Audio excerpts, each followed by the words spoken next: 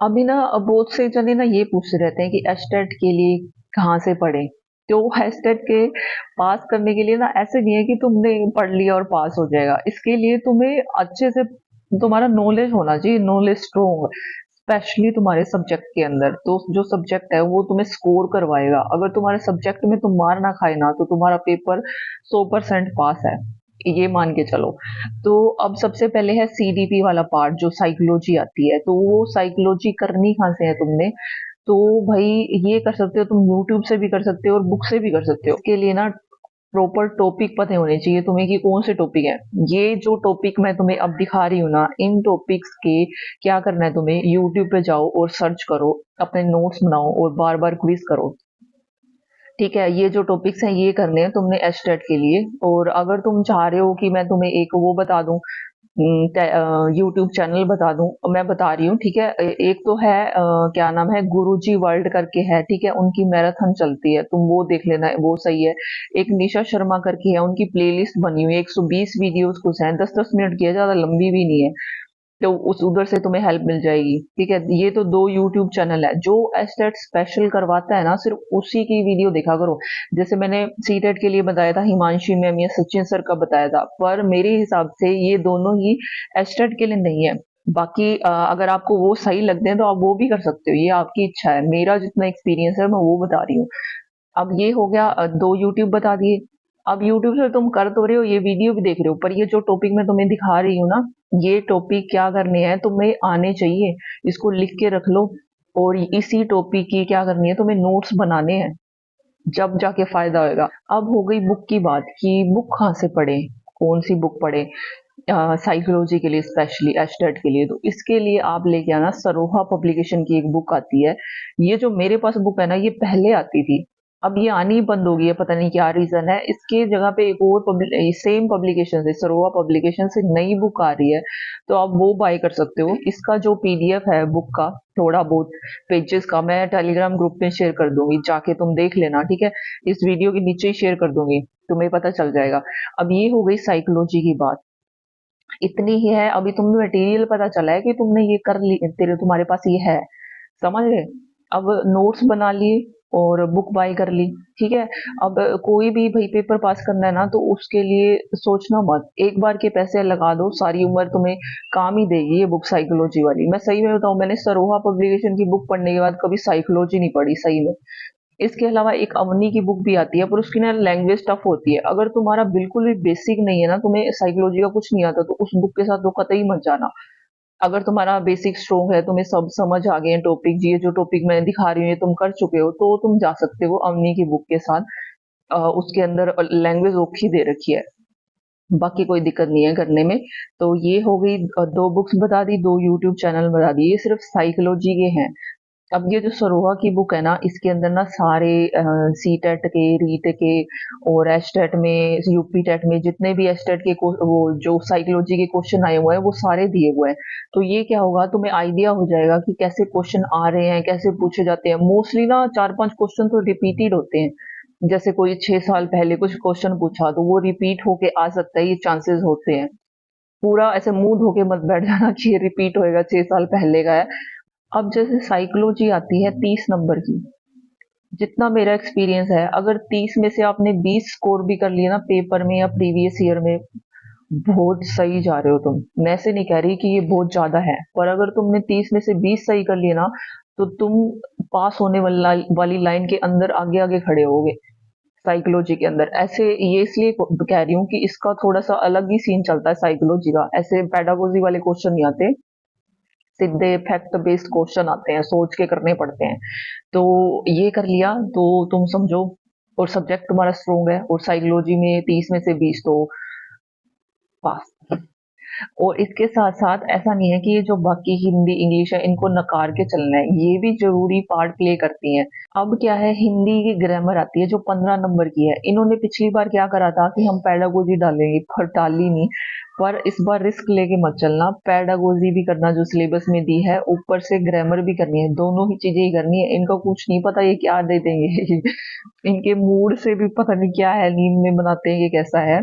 तो अभी करना क्या है, जो हिंदी ग्रामर है ना, इसमें अब पढ़ना क्या है, हिंदी ग्रामर में तुम्हें संधि पढ़नी है, सवर्नाम पढ़ने हैं, नाउन पढ़ने हैं, संज्ञा होती है, विशेषण, क्रिया, क्रिया विशेषण, मतलब जो पार्ट के भी पार्ट पढ़ने होते हैं इसके अंदर। तो जैसे ये पर्यायवाची है, शूट शब्द लिखो, वो जो वाक्यांश के लिए एक शब्द, ये सारे ये करके जाने हैं, डराने के लिए नहीं है, बहुत टाइम पड़ा है, आराम से कर सकते हो। हिंदी का ये है, अगर रोज आप एक टॉपिक कर रहे हो ना तो आराम से पेपर तक रिवीजन समेत बहुत अच्छे से हिंदी कर जाओगे। हिंदी में 10 प्लस आराम से ले सकते हो आप, और इतने आने भी चाहिए। ठीक है, अगर आपके बाकी सब्जेक्ट स्ट्रोंग है और हिंदी में थोड़ा सा वीक है, अगर आप हिंदी में 7 प्लस भी स्कोर कर रहे हो ना तो सेफ हो 15 में से। अब आ गई है इंग्लिश। अच्छा, अब है कि हिंदी पढ़े कहाँ से, हिंदी के लिए कोई बुक। तो हिंदी के लिए क्या करना है भाई। अच्छा, अब हिंदी करनी कहाँ से है ये सुन लो, कि हिंदी के लिए अगर तुम्हें यूट्यूब प्रेफर कर रहे हो ना, तो जो रीट वाले इंग्लिश कर हिंदी करवाते हैं ना, तो वो कर लेना मेरे हिसाब से, जितना मैंने सीखा है। और अगर बुक चाहिए तो कोई भी टेलीग्राम पे जाओ, पीडीएफ डाउनलोड करो अच्छी सी, ठीक है, जिसके अंदर सारे ये टॉपिक दिए गए हैं। और जो क्विज है, क्वेश्चंस है, वो जा जाके अपने यूट्यूब से करते रहो हर टॉपिक के। रोज का अगर एक हिंदी का टॉपिक करोगे, आराम से मस्त मक्खन की जैसी हो जाएगी। नेक्स्ट है इंग्लिश आती है, जो 15 नंबर की है। बहुत से लोग ये छोड़ना चाहते हैं, इंग्लिश की हो ही ना, ऐसा करके।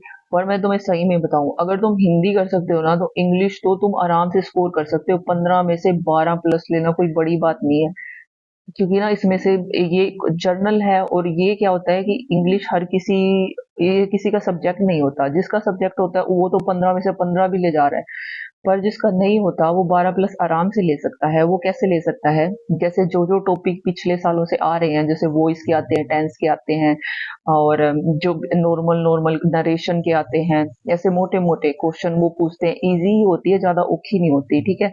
तो ये आराम से कर सकते हो। 10 प्लस स्कोर करो, 11 करो, 12 करो, आराम से, ये सही स्कोर है एक बार के लिए, ठीक है। तो ये जो टॉपिक हैं वो सारे तुम कर लेना, जो ग्रामर के अंदर आते हैं वो सारे।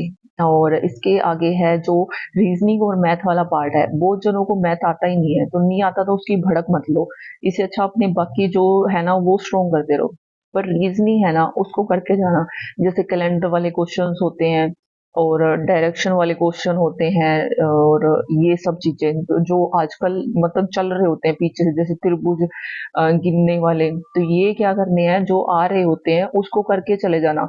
मान लो अगर कि आपका बिल्कुल ही कुछ भी करने का मन नहीं है रीजनिंग के अंदर, जो प्रीवियस ईयर में आज तक आए हुए हैं ना, मान लो 6-7 प्रीवियस ईयर तो है ही, तो हर बार 10 क्वेश्चन आते हैं। मान लो 7 प्रीवियस ईयर है तो 70 क्वेश्चन तुम करके जा रहे हो। अगर तुमने ये 70 कर लिए, तो तुम्हारे आने वाले पेपर में 7 तो आराम से सही हो जाएगी, ठीक है। तो ये करके जाना तुम रीजनिंग के लिए। मैथ नहीं आ रहा तो कोई भड़क लेने की जरूरत नहीं है। अब रही हरियाणा जीके की बात, तो हरियाणा जीके अब आती है 10 नंबर की। कई लोग सोचते हैं कि इसको क्यों करें, क्यों ना करें, 10 नंबर ये वो। अगर आगे स्क्रीनिंग आ गई तो उसके लिए तो आपको करना पड़ेगा ना। क्या करना है, मैराथन लगाओ, जो प्रीवियस ईयर आज तक आ गए हैं वो सारे रिवाइज कर लो। जैसे ये बेसिक बेसिक क्वेश्चन होते हैं ना, तहसीलें कितनी हैं, जो भी करंट में चीजें चल रही हैं, करंट अफेयर्स की वीडियो तो देख के जानी ही जानी है। एक मैराथन लगा लेना करंट अफेयर्स की, जो तुम्हें सही लगती है। 4-5 घंटे की होती है, पेपर से पहले 2-3 बार देख लेना। पेपर जैसे मान लो पेपर से 15 दिन पहले 2-3 बार देख लेना। और इसके अलावा जो हरियाणा जीके है, इसके लिए भी मैराथन लगा लेना। पर जो इसके बेसिक है, तहसीलें कितनी है, डिस्ट्रिक्ट कितना है, बड़ा कौन सा है, छोटा कौन सा है, और ये चीजें, मतलब ये चीजें तो होनी चाहिए। एक बार बिल्कुल ही बेसिक पूछ लिया गया था कि पक्षी कौन सा है, कितने जिले हैं, ऐसे करके कुछ। तो ये भी कभी कभी फायदा दे जाते हैं। तो ये हो गया सारा कि एस्टेट अभी तक आपने कहाँ से कैसे पढ़ना है। अब रहा खुद का सब्जेक्ट। खुद का सब्जेक्ट आता है 60 नंबर का, उसको स्ट्रॉन्ग करना जरूरी है। एटलीस्ट तुम्हारे अगर 50 आ रहे हैं ना 60 में से, तो कोई नहीं रोक सकता तुम्हें पेपर मतलब पास करने से, ठीक है। आराम से कर लोगे, भड़क लेने की जरूरत नहीं है, क्योंकि आजकल बहुत सोर्सेज आ गए हैं। पहले इतना नहीं होता था, पर अब है। टेलीग्राम ज्वाइन कर लो एस्टेट के, वहां पे भी तुम्हें कुछ ना कुछ मिलता ही रहेगा। तो अपनी अच्छे से तैयारी शुरू कर दो, अगर आप जाना चाहते हो इसके लिए। पेपर होगा कब, ये होता है सितंबर में निकाल देते हैं। अगर सितंबर में अगर फॉर्म नहीं निकाले तो अक्टूबर में निकल जाएंगे। पेपर कब होगा, पेपर दिसंबर और जनवरी के बीच में आराम से हो जाता है। तो अभी बहुत टाइम है, अभी चल रहा है जुलाई। अगर अभी स्टार्ट कर रहे हो या मटेरियल इकट्ठा कर रहे हो तो आराम से कर सकते हो। एटलीस्ट नोट्स बनाना शुरू कर दो। क्योंकि एचकेआरएन से वैकेंसी निकलती रहती है और एचकेआरएन वो ही भर सकता है जिसका एचटेट पास है। तो मिलते हैं नेक्स्ट वीडियो में, अभी आज के लिए इतना ही था।